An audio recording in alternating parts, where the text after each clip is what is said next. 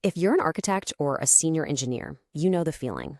We are constantly bombarded with the next big thing in cloud services. I mean, every single week there's a new database, a new serverless function, a new AI platform, and we all face the same challenge. How do we harness all this innovation without, blowing up our production environments? Well, we're about to break down a simple but really powerful strategy to do just that. And this really is the fundamental question, isn't it? Every new service that lands on our radar, it comes with this dual potential. It could be that brilliant key that unlocks some incredible performance or savings for our company, or it could be a ticking bombshell that introduces instability, cost overruns, and a whole lot of unplanned weekend work. You know, this is the high-stakes balancing act we do every single day. On one side, you've got the promise that keeps us all pushing forward. Massive performance gains, huge cost reductions, the ability to out-innovate our competition. But on the other side, the peril is just as real. Getting locked into a technology that just doesn't scale, watching a tiny experiment spiral into a massive budget overrun, or, worst of all, taking down the entire system. And that really is the double-edged sword of the cloud. I mean, moving fast is great, we all want to.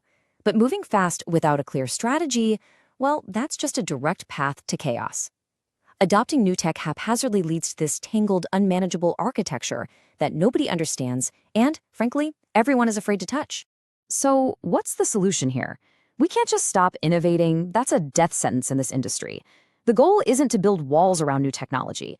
No, it's to build a safe, structured process to evaluate it. We need a protocol that lets us test the waters without risking a flood. And that is exactly what we're going to build together. This isn't some complex 50-page document nobody reads. It's a simple, elegant, three-step strategy that gives you and your team a framework for safe and really effective experimentation. So our safety protocol, it really rests on three core pillars.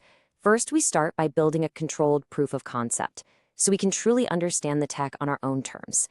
Then, and this is crucial, we define its blast radius to contain any potential problems.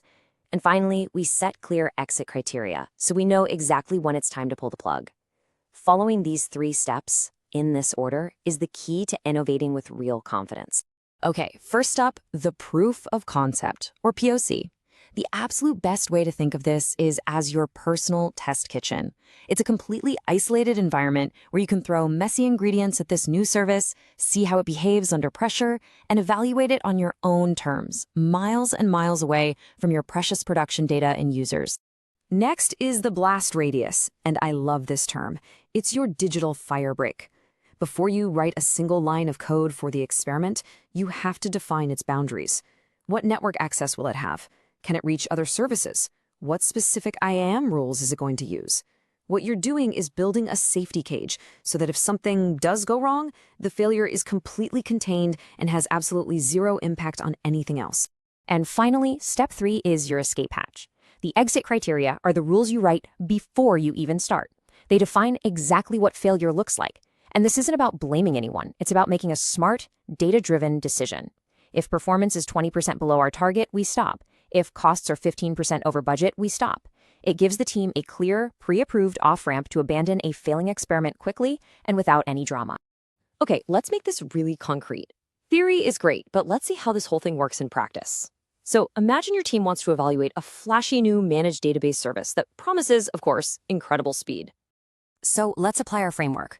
For the proof of concept, you would never, ever use real customer data. You create a separate environment with synthetic fake data. For the blast radius, you don't just use a dev network. No, you isolate it completely in its own virtual private cloud with zero routes to production. And for the exit criteria, those targets are defined right up front. If it underperforms by more than 20% or costs more than 15% over budget, boom, the experiment is over. It's simple, it's safe, and it's smart. At the end of the day, this three-step strategy isn't about slowing down or just saying no. It's about building a system that lets your entire organization say yes to new ideas safely and responsibly. It's about creating a culture where people aren't afraid to try new things because they know a safety net is already in place. The real key here is to make this a repeatable process. So use this checklist for every new service you evaluate. Isolate the POC, define those boundaries, and agree on the exit criteria before you start. And document everything. When you bake this into your culture, you transform failure from a catastrophe into what it really should be, a cheap, safe, and super valuable learning opportunity. And I want to leave you with this final thought because it's really at the heart of modern architecture. Our job isn't to be fortune tellers who can perfectly predict the future of every technology. No way.